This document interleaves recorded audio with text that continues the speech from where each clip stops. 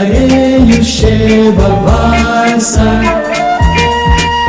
Учитель нас проводит до угла, и вновь назад, и вновь ему с утра встречать, учить и снова расставайся, когда уйдем со школьного двора.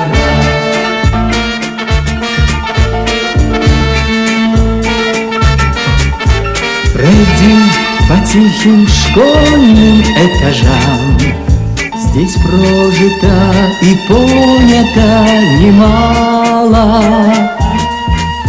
Был голос робок, мел в руке дрожал, но ты домой с победою бежал. И если вдруг удача запропала, пройди по тихим школьным этажам. Для нас всегда открыта в школе дверь, прощаться с ней не надо торопиться. Ну как забыть звончей звонка капель и девочку, которой не